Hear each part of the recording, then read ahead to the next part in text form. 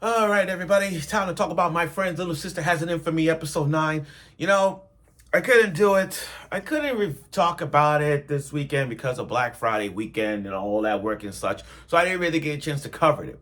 So, since it's my day off, I wanted to cover some shows, especially this one and the plus size Misadventures of Love when I get a chance to watch it today. But I want to cover this because last week was pretty indulgent and funny, especially with the teacher and all that stuff, especially with Shamir and her sister.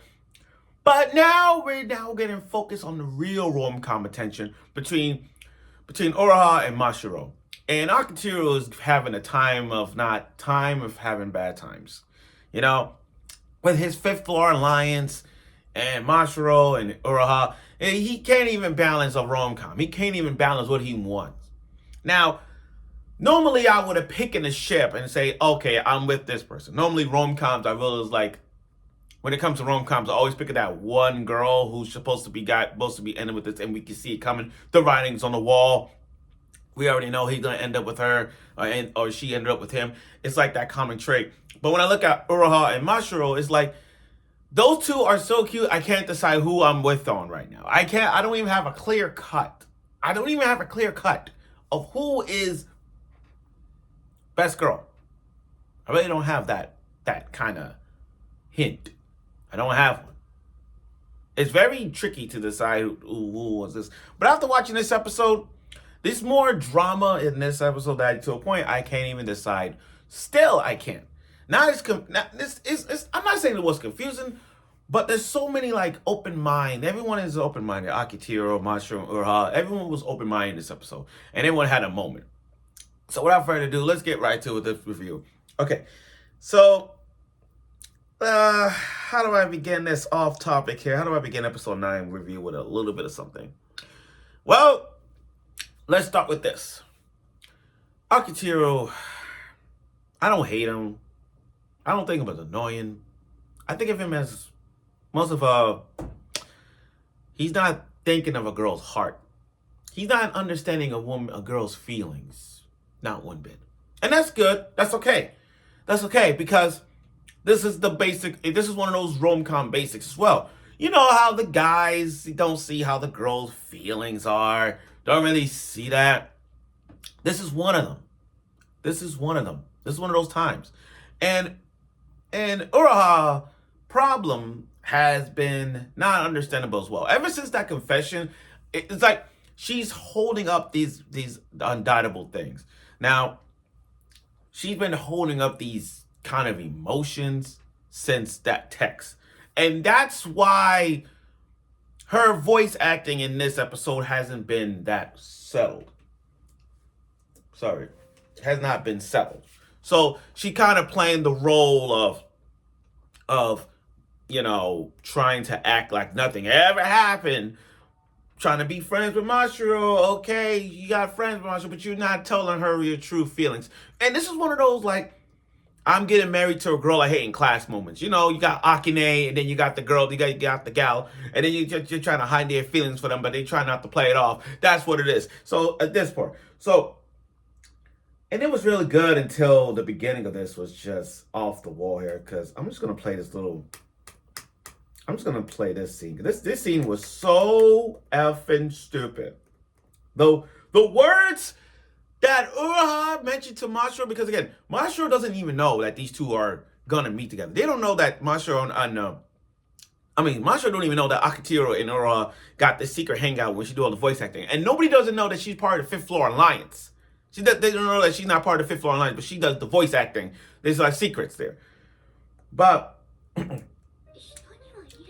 when Mashiro asks her that she's going to a job, the words that she says out of her mouth is hilarious. Let me play this little clip. I know you can't see. Look.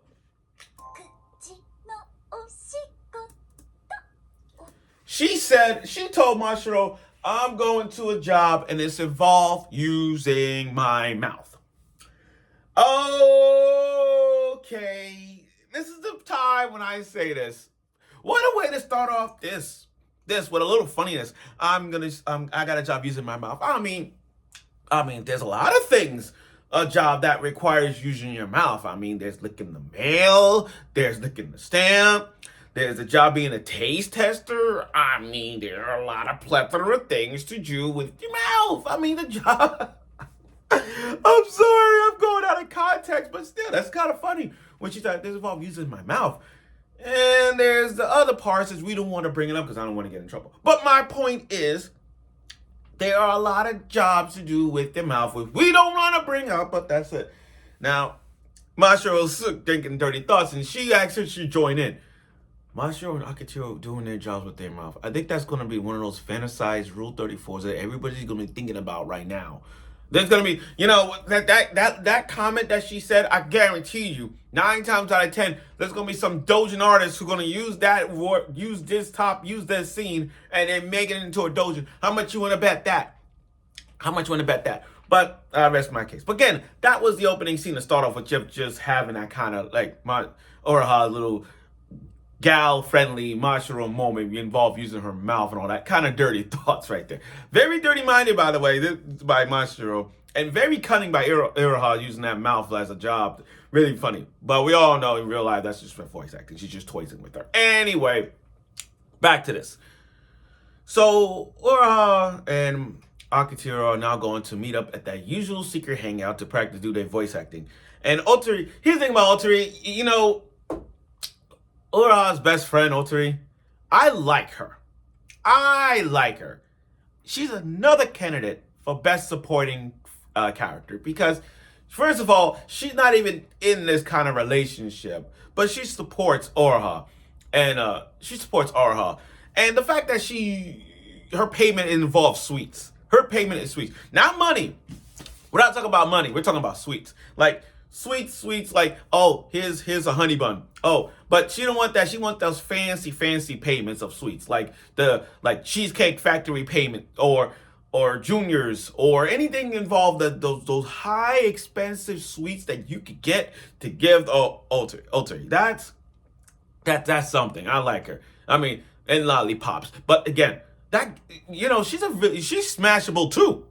I hate to say it, but Otoi's kind of a smashable too. I mean, like, she got that. She pulling off one of those gal-like characters, which, by the way, that new anime that's coming out with that purple hair, gal-like bun hair. I'm gonna talk about her too next year. But she pulled off that kind of a gal where they like showing a sweater off, breast out, and just laid back with a lollipop. Very smashable, by the way. Now, we got to see Uraha doing voice acting, and she did a good job. But again, we could tell, like, Akiteru and Otoi sees that she's holding back. Yeah, she got the carry. Yeah, she's voice acting good, but she's holding back. You want to know why? Because of her feelings. It's the feelings, it's the emotions that is one of those things where the MC does not see it, the writing on the wall. You know she loves you, but she's not being open. Like, come on, you're the MC. You're Akiteru. You're the MC guy. You don't see that she has feelings for you. You don't see all those things. How she feels jealousy and all that stuff. She don't see that. Uraha's kind of playing off, but Akiteru was about to go way over the top. But leave it up to Otoi using a lollipop that she used and stuck it in his mouth. And it's funny because this is the second time that Akiteru got an indirect kiss. If you go back to the first one, she got an indirect kiss from that lollipop. I'm sorry, the indirect kiss from that popsicle scene that Uraha wakes up with the popsicle. Now this right here is with a lollipop. Yo, that's the second indirect kiss that he got. Very good. But I like Otoi's mood, of hugging him. And seeing that scene where she hugs him, it's like that should have been me moments. That should have been me, not him moments. But it was a way to calm him down. It was a way for him. For her to let him know that you gotta understand a woman's feelings, all that stuff. Now, while he got his situation with Uraha, now we're gonna go to Mashiro's situation, and their dinner and their date is at a fancy ass restaurant, courtesy of Mashiro's father. Now, the whole dinner date was just for Mashiro's way of saying, I'm not giving up on you.